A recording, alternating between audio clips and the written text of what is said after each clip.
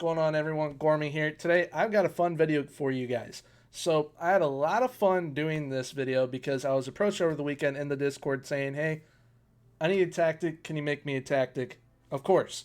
So, I've got 3 different teams here, 3 different tactics that are going to be made available to you guys in the Discord.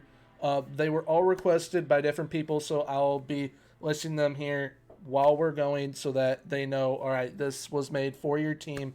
But yeah, with that being said, please feel free to leave a like, comment, and subscribe on this video if you guys do happen to enjoy it. Also, I'll be linking these tactics in the Discord that is down below, so make sure to check that out if you guys would like to do so. Also, I'll be linking my Twitch down there as well. Stream over at twitch.tv/ygormy. So if you guys like to check that out, feel free to do so. Currently doing a save over there with Wrexham AFC. We've made it from the Vanderham National to the Skybet Championship in 5 seasons. It's been a lot of fun. But yeah, without further ado, let's get into the video.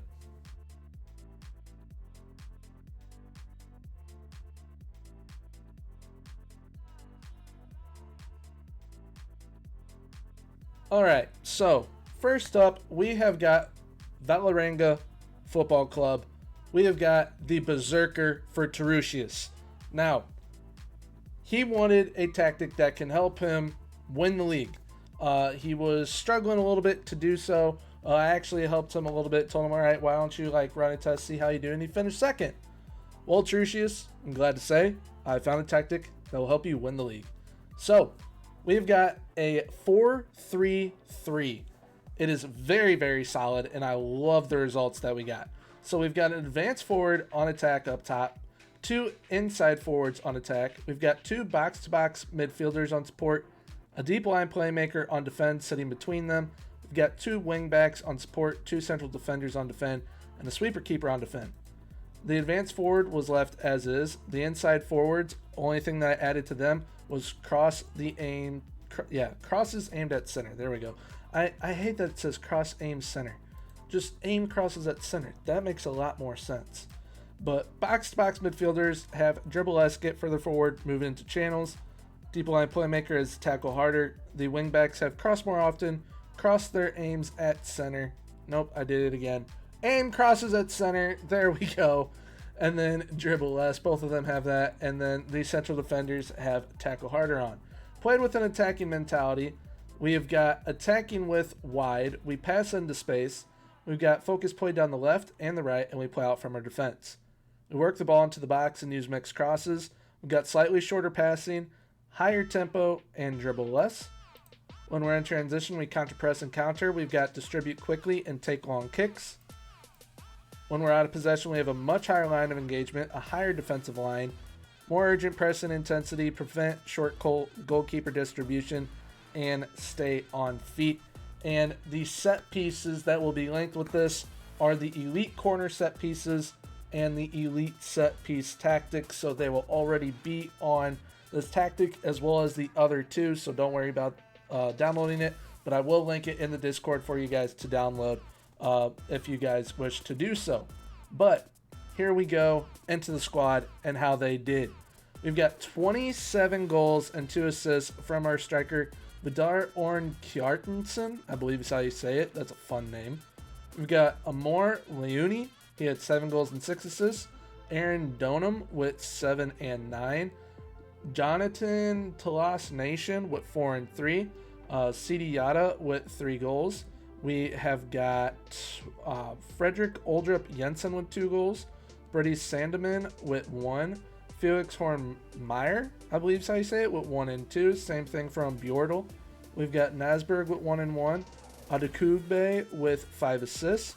We have got Sarawi with 6 assists. We have got Opsal with 3 assists. And Borchgravenk with 6 assists. Also, now, going to the competition, it's done a little bit differently here in Norway. They play fewer games, but we ended up winning 21 games, drew 5, lost 4, had 68 total points, goal differential of 34. Very, very happy with that. It is different because they play at a different time of the year, so they aren't in the Europa League, Champions League, and all that. But you would have qualified for the Champions League, which is absolutely awesome.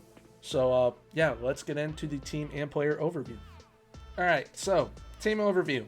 Finished with the most amount of points per game.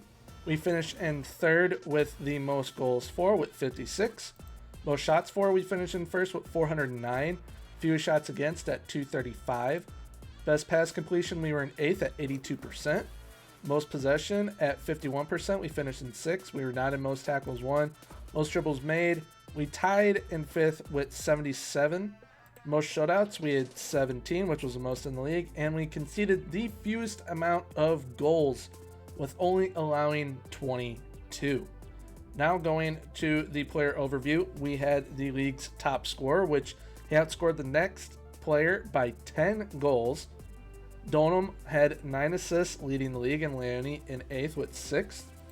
Most shots, our striker ended up having 94. Most player of the matches, our striker and I believe that is our center back, both with 7. Most key passes from Donham, he had 98. That is impressive. I love seeing that. Best pass completion from Nation with 94%, and Nasberg had 91. We are not in most tackles won. Most dribbles made, we've got Donham and Leone. Donham with 28, Leone with 23. Most shutouts, Christopher Clayson with 18, and fewest conceded, Christopher Clayson was in 5th with 20. They were absolutely phenomenal here at Lordulcd Football Club.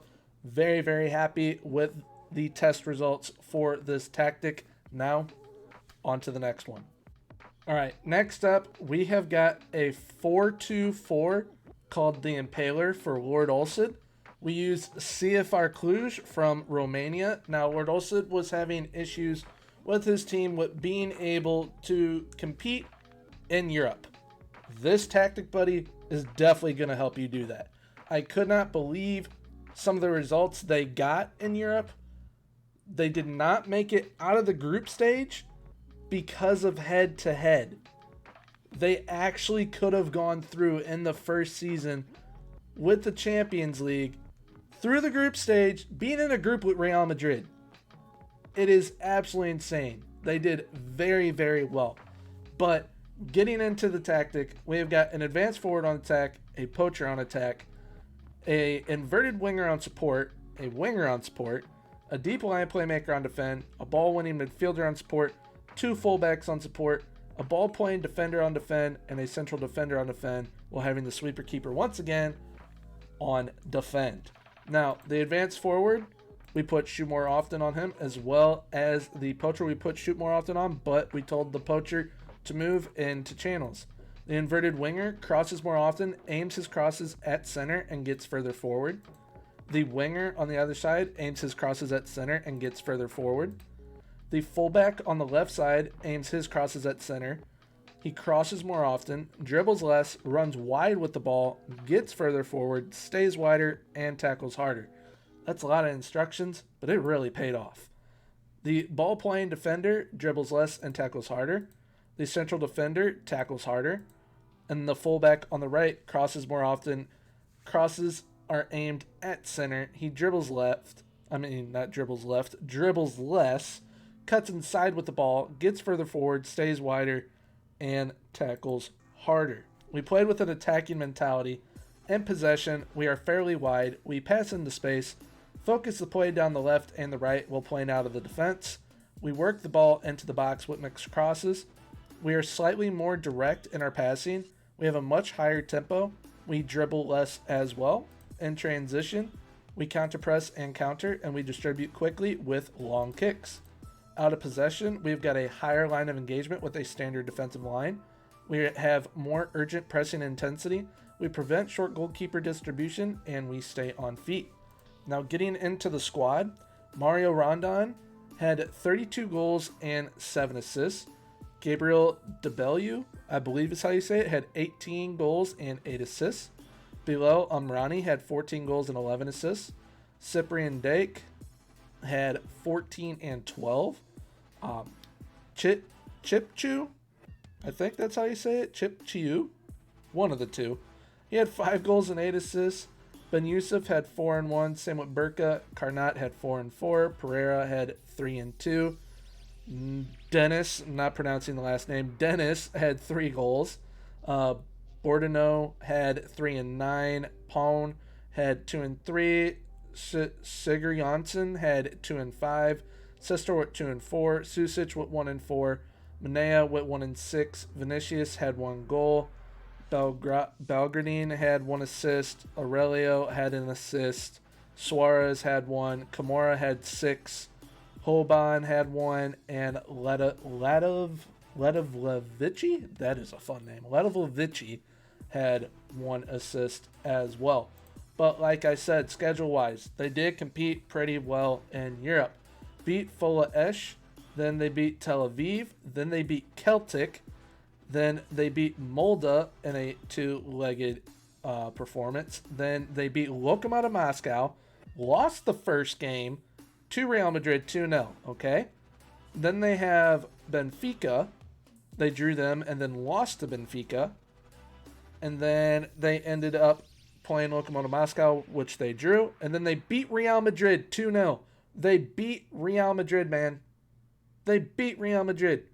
And then we get to the Euro Cup first round knockout, where they won 2-1 over Rennes and then had a 1-1 draw against Rennes.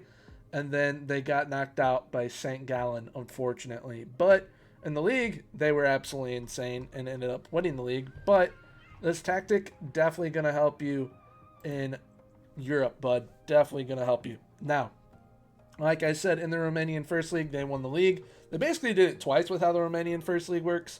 So they ended up, let's get to the league table. They won the league outright, and then they had to do a Champions playoff. Then they won it again. So they are very, very good. I'm really, really surprised with this team. As you can see here, they literally did not qualify because Benfica ended up beating them and drawing them.